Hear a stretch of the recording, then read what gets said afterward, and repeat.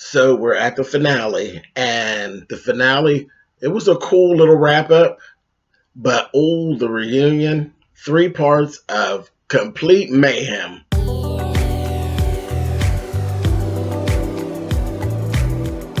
I'm like, come on through, Cookie. I want to put my soapbox. That's basically it. Let's talk about drag and all its forms.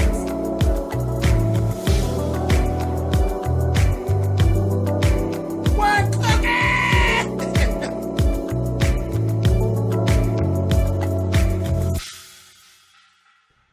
Hey guys, thanks so much for clicking on the video. This is my review for Married to Medicine.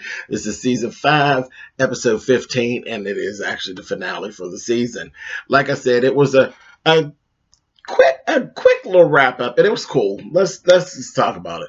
First thing is first. Heavenly and Quad. They talked. They had a little conversation, and Quad made it very clear that she really doesn't want to be beefing with Toya. It kind of just was what it was. She's in a space, though, I'm actually seeing with Quad and Gregory. They're miserable. The both of them. Both of them are miserable. They're miserable with each other, and it comes across when they're out amongst the people. So any little thing that I think anybody does just sends them on, just off.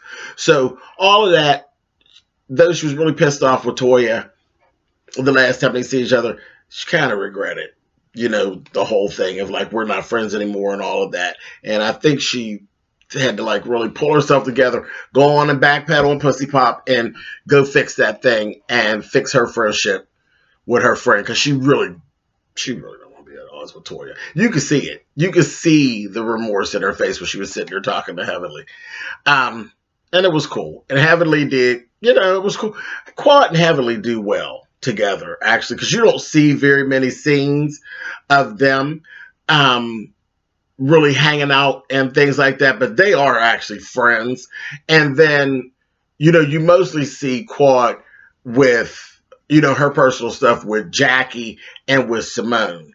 And her and Simone, they really are friends, and that's where I want to say she's closer to Simone than anybody else in the group. That's why they fight so hard. That's why they argue so hard. And I think Toya might have been that person at one point, because she'll snap Toya's head off too. But her and Simone, they're good, and I think that's why things happen with them. Because and she's really good with that, because there's some times where I would really put Simone in a headlock and punch her in her forehead real hard with her flipping and flopping. I really would. And she goes that extra step because she's closer to her. She thinks she can say all that old crazy shit she be saying. I've been to fuck Simone up. But anyway, moving on.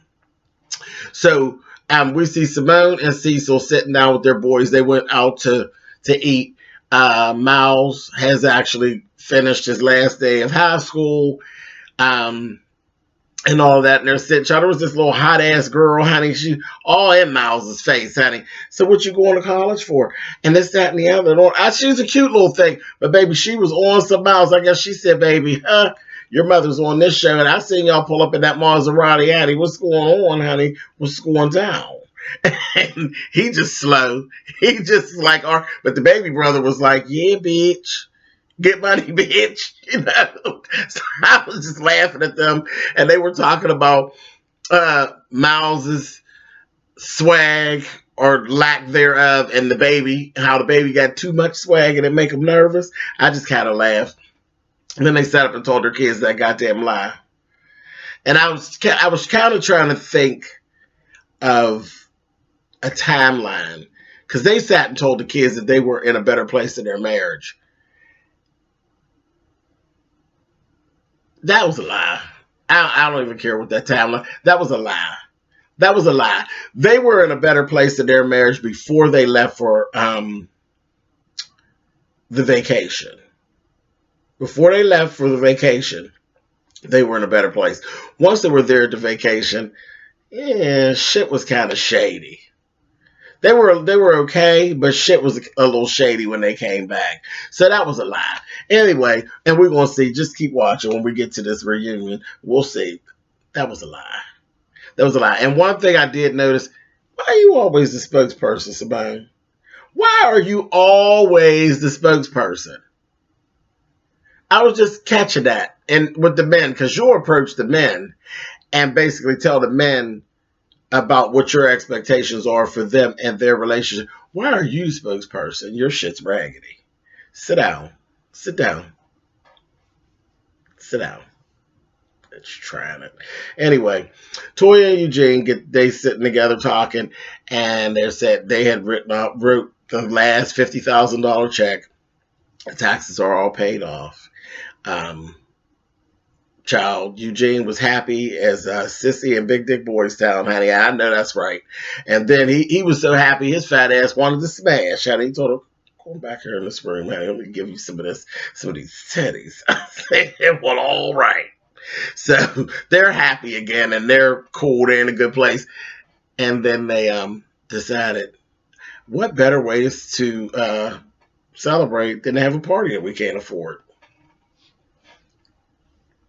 They were goofy as hell, but whatever. I said, all right. Then we seen Jackie and Curtis. Um, More of the same.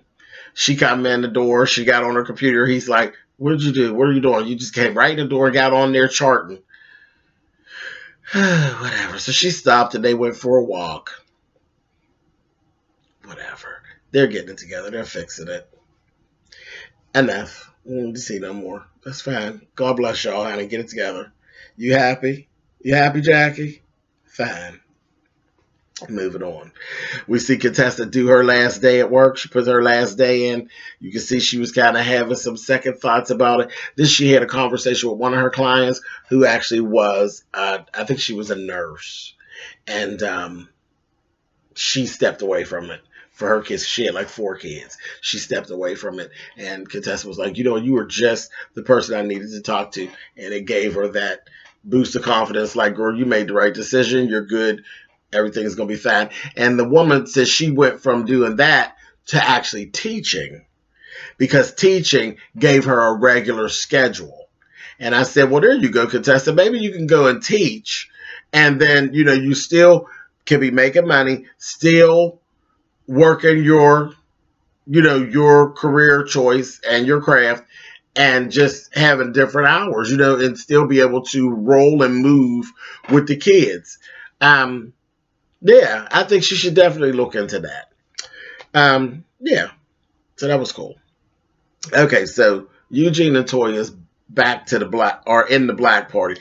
Wasn't that old funky ass, stinking ass Carrie Wells bitch was at the party? I was like, I can't stand her. I can't stand her. My 2 least favorite people. Y'all listening? Get this down, because y'all always tell me about who I hate and who I don't like. My 2 most hated, because I hate these 2 bitches from reality TV, and I just literally won't even watch them. Kim Zolciak and Carrie Wells. You could take them 2 and throw them in a garbage can and sit them down in an incinerator. I don't like either one of them bitches. Carrie Wells actually did see. I'm getting off topic, but that's okay. It's my video. Carrie Wells actually played a part. She's so rich, this bitch. She played a part on the Have and Have Nots about 2 seasons ago. As soon as I seen her, I was like, the fuck is she doing on here? So I was so ready for them to cut the commercial. I hate her. I hate her. I hate her. I hate her. And I hate that motherfucking Kim Zolciak. The 2 of them whores, I don't like neither one of them. And y'all know, I tell you all the time, I don't like Mariah, but I don't feel anything about Mariah the way I feel about Kim Zolciak and Carrie Wells. Them 2 can go. Mariah out. Child, I'll watch a whole 2-hour Mariah special before I sit around and watch Carrie Wells or Kim Zolciak, and I don't play Kim Zolciak at all. Only time I ever see that whore is if she show up on Real Housewives. I ain't never seen her show. I don't never want to see her show. I don't like her. I don't like her goddamn husband. I don't like her goddamn kids. Anyway, okay, enough. Down off my soapbox, but bam, and I'm back. Fucking Carrie Wells, bitch. Anyway, but she was invited to the party. And again, I thought it right away when they said about the party, and I'm looking at the party. I can't afford this shit. Y'all just got back. Got the shit all paid off. Whatever. Anyway, whatever. Eugene made it very clear that he's on a diet. He's following a diet, and they had all kind of really good shrimp and fried chicken and all kind of shit like that. He was walking around drinking water and carrying on. Yeah, I was like, child. I was like, ain't no big deal, Eugene. You might as well go get you some shrimp and some chicken. You done threw the budget. You might as well throw the diet for the night. What the fuck? But I was like, but he stayed on it, and you didn't see him not one time munching and crunching, looking fat, no corners. He drank his little water, entertained his guests, and stayed on target with what he has going on. And they said they would go back to their budget in the way that they were handling their cash after the party. The party was still useless. Why in the hell was Dr. Damon there in them scrubs? And I don't want to hear he just came from work. That's fine. That's fine. You can shower at the hospital if need be, and you can change. You do not have to be at no party in them goddamn scrubs. That looked so terrible. So terrible. And Heavenly was looking all nice, and everybody else was all dressed up for a night out. You walk around in them scrubs. He was walking around there looking like he stunk. I was like, I didn't get it.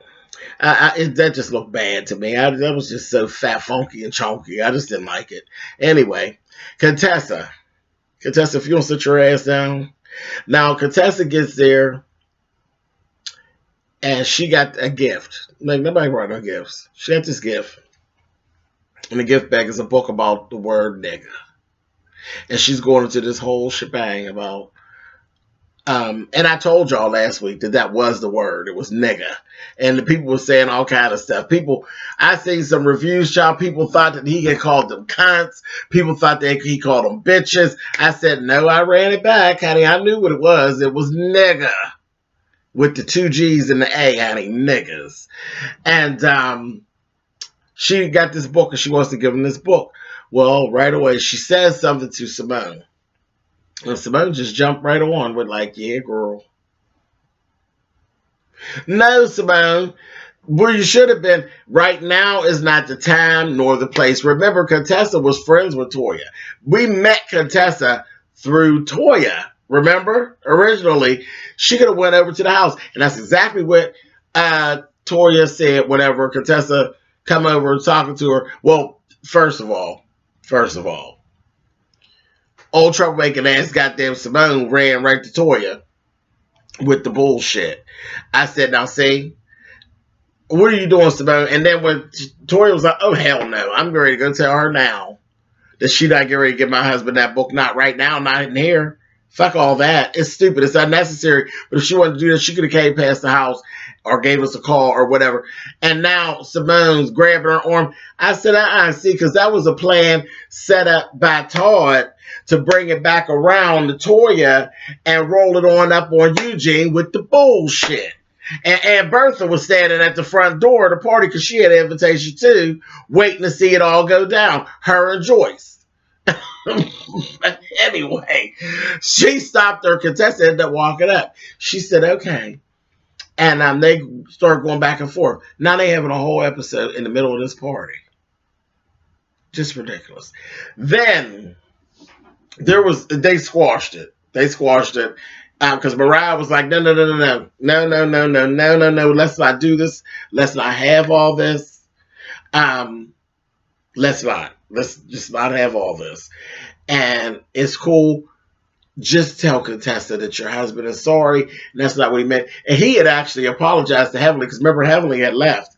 He apologized to Heavenly about what had happened and what was said. And Heavenly accepted his apology. She's like, oh, yeah, see, Heavenly, I'm like, no, Heavenly, because it wasn't that big of a deal. You was making too big of a deal about it. Anyway, so It was cool. It was easy to apologize. And she apologized to him, which I thought she definitely should have, because she jumped up at him like she was a man. You look like one, but you ain't got no business jumping up in his face like that. So I was glad to see that get squashed, and it didn't get to a point where Damon and Eugene got all into it. It just, they handled it like friends, and that was cool. There was a period where Jackie spoke with Claude. They were talking about her and Eugene. And that's where I said I was looking at the two of them at the party. Again, y'all are at another function that I don't even believe that you two needed to be at. Basically, I think Eugene, you should have left Eugene at home. Eugene, Lord Gregory. Gregory, well, I can call him Eugene. Gregory, you should have left Gregory at home. Because, hell, you're the one in the group for the most part. Shit, he could have said he had to work or something. But y'all just are making each other miserable. Y'all are both miserable. Y'all are both, I think, embarrassed about how y'all carried on the last time y'all were together, and now everybody knows y'all's business. Sure enough, here go Big Mouth Simone that cornered him up with Contessa and talking to Gregory. And you could tell he was like uneasy and knew he was lying. Oh, no, we're good. We're fine. You ain't fine and you ain't good. The shit's fucked up. The shit is all the way fucked up. And you miserable. And you ain't even happy being here. You look out of place, and nervous. And that's what I was looking at. It was giving very much I'm nervous and I'm trembling. I said, It was looking crazy. I said, And Quad was looking like she getting cried in a minute. I said, child, the two of y'all need to go the fuck on home. Or wherever, somewhere. Y'all need to go get a damn drink, honey, because it's just ridiculous. They both look miserable. But anyway, and Simone, I said, there you go again. Where's Cecil at, bitch? That's what you need to be trying to figure out, where Cecil is. Anyhow, so there was a woman that Toya didn't know. She came with another guest, and she's an opera singer. This was so goddamn. This goes to show you that the shit that Eugene said last week was absolutely on point. It was absolutely true. Y'all a bunch of damn niggas, like he said. So once the little stuff had happened, there was a little blow up between Contessa and Toya, and then they got to calm down. Toya had the opera singer woman to come over because that's what she asked her. She said, "Oh, will you be able to sing a little note for us later on?" I was looking at that woman like, child, I told her, "Yeah, sure, for a small fee." But she said, "Oh, I'll sing something." Child, she wanted her 5 minutes of fame. Well, you got it, lady. And now you can go somewhere and hide in the corner. She come over. Baby, she get to singing. Woo, whatever that shit was she was singing. Honey, that motherfucking Mariah. Mariah looked over. I said, you all are so out of order. I said, y'all supposed to be the rich and the famous and the stuck up and the folks that got all of the goddamn class, honey. And y'all are just as classless, you fucking set of niggas. Just like he said, they was laughing at that woman. I don't know why the bitch decided to sing something that it was all in a different language and everything. I said, bitch, where do you think you are? I mean, where do you think you are? You are not in D.C. at the Kennedy Center, bitch. What are you doing, honey? I said, oh. But they were like literally laughing at her. And Contessa was like, oh, mm-hmm. And Mariah, her ignorant ass, gonna say, oh, girl, wait a minute, honey. I need my martini, girl. Don't bust my martini glass, honey. I said, oh, it's so damn ignorant. I laughed at them laughing at her. I said, yeah, y'all full of class. Pack of damn niggas. I just said, oh, that was terrible. That woman, I said, well, she watched this back. I know she gonna be somewhere hiding in Atlanta, bitch. That's right, honey. It's giving Carrie, girl. They're all gonna laugh at you. They're all gonna laugh at you. We all laughed at you, goofy bitch. I don't know why she went over and sang that shit. Girl, you should have sang some Patti LaBelle or Anita Baker or something. Not that old goddamn hibbity-dibbity shit. Didn't nobody know what you was talking about. Even the other guests was looking like, who's making all that noise? It was a mess. Opera don't fit in nowhere where they drinking cocktails and smoking hookah, honey. They ain't nobody hearing no opera singing. Girl, get your ass out of here. A mess. And then there was one point at the thing, I looked over, and Heavenly got her goddamn shoes off. I said, you motherfucking truck driver, why do you have your shoes off? Like, your husband is sitting up here in some goddamn scrubs. That's bad enough. And now, bitch, you walking around in your bare feet? Who? Behind what tree do y'all live at, honey? Because that's some old backwoods ass, down south, behind the tree ass bullshit. Shoes off. That's that linebacker shit. Ain't nobody got time for that. That was a mess. But that was it. They had the little thing, and then they all got their little circle, and it was because it's the end of the season, and they're like going through, oh, well, I love you all, this, that, thing, and the other. And get around the quad. They're going to say, Quad, what do you have to say? Do you have something to say to the group? She said, no, honey. I don't have anything to say to the group. And I said, Quad, now that came off so shady. And at this point, she's not mad at anybody. She's mad at life in general. You're just angry and you're frustrated. And you didn't need to be out amongst the people if you can't do no better than that. But she looked real nice. Oh, bitch was snatched. And being evil as hell. Now, I don't have anything to say to the group. I don't have time. She sat in her confessional and said, honey, I got so much shit on my plate. I ain't got time to even give no energy to this bullshit they're talking about. Because they ain't all of them been doing that but lying, child. But, girl, tell a good lie. Make it good for the camera. Keep me. I said, child, she's over it. She ain't got it to do. So, after that, we see her and Gregory having a conversation. And I said, okay, this is all coming to a close. We get ready to see what's really going on. She tried to talk to Gregory. Gregory's cutting her off. More the same. And let me say this. I like Gregory. I really do. I like Gregory. And y'all know I like Quad. I don't like them as a couple anymore. I don't like them as a couple anymore. It seems very toxic to me. And shit, I don't think they like each other as a couple anymore. That conversation was so ugly. And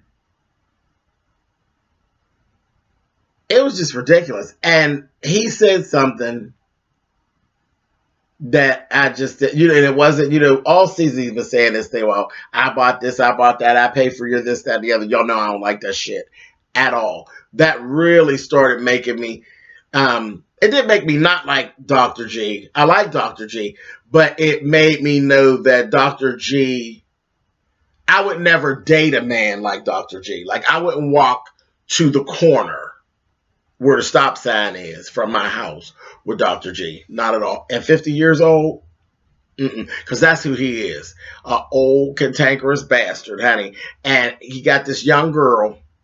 Remember, she's 36, 37? Your old ass got this young girl, and you done tried to raise her to your hand. And this is what happens. And I say, anybody who's a friend of mine has heard me say this shit. Old motherfuckers get young girls or young guys, and they try to raise them to their hand. And it always happens. They always end up outgrowing your old motherfucking ass, and they don't want to be, they're being stunted from their growth. Now, it can actually work and happen, but y'all got 13, 14 years in between y'all, and you want what you want, and you're stunting some of what she's trying to do. And we've seen that in this scene. Like she said, I got goals, I have aspirations, and you want a wife to be that, like that old time wife shit. You want me to sit at home, you want me to do what you need me to do, and that's that. And what he told her, when he said to her, you want to do what you want to do and what you feel like, and you're not doing what I need you to do. And that goes back to that baby shit. Y'all don't need no baby. You don't know how to act now. So it's really a good thing that she didn't give you no baby, and I don't fucking blame her. And I know y'all gonna start up in them comments. Go on and start. But can you imagine next year, give 365 days from today of you watching this, if she was pregnant right now, and 9 months she drop a baby, by the time we sit in 365 days, that baby would be 3 months old. What type of life would that be for that baby dealing with Quad and Dr. G 365 days from now?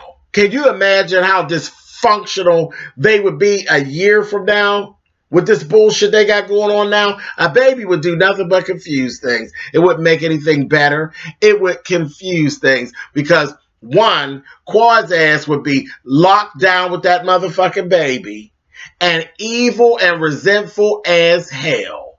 And Dr. G would still be running around, smiling and grinning, kissing it on the cheek and going on doing whatever it is that he's doing. Her ass will be locked, stuck, and resentful. And that ain't nothing cute. That ain't nothing cute. And I'm speaking from things that I know. You know, having a baby, a newborn baby, is not no joke. It is not no joke. And especially not having it by yourself. And I'm speaking it because I did it. I did it. I am a single adoptive parent. I had 2 kids. A 3.5-year-old and a goddamn brand new baby. 12 hours old. And it ain't no joke. It ain't no joke. And when you doing it and you don't have no help, it's not a joke. We do it.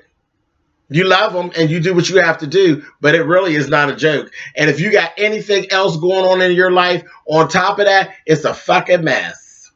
And I know there's plenty of women out there that can actually say, yes, that's the truth. And that's why I explained it like that, because it's the first thing some motherfucker will try. Well, you're a man. What do you know? I know it just like you know it. The only motherfucking thing I didn't do was carry it. But I took care of it from the time that it came out of his mammy's ass. I took care of it by my goddamn self. So, yes, I know what I'm talking about. So don't even go there in the comments. Because if you do, I'm going to let your ass have it. So that's a word to the warning and a warning to the wise, honey. Don't go down there and do that. I'm going to get you. I know what I'm talking about. That would be a mess. It would be a mess. It's a beautiful thing. And it really actually was my favorite time with my children when they were that small. Was my favorite time with them. Hell, I would go back to bottles and Pampers in a heartbeat, honey. They 14 and 11 now. I would definitely jump back to bottles and Pampers. They were so much more pleasant when they couldn't talk. But anyway, yeah, when they really popped out this episode and through divorce out there. And I hate to say it, but I actually think it's for the best. I actually think it's for the best. I think their shit has just run its course. Oh, and the other thing I was going to say, the whole thing that I speak about the older man type of situation, I'm speaking from experience as well. I literally, when I was 24 years old, I had dated a guy for a short period of time who was literally like 36. Child, no God.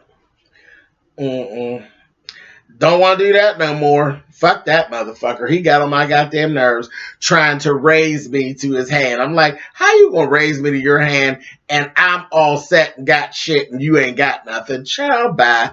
Psh, I got rid of that motherfucker like a hot poker, honey. Get on out of here. But anyway, this is what went on here. Like I said, we're going into the reunion. It is 3 parts. It looks like 3 weeks of messy goodness. So hold on, and we're going to talk about that. All right, you guys. Later.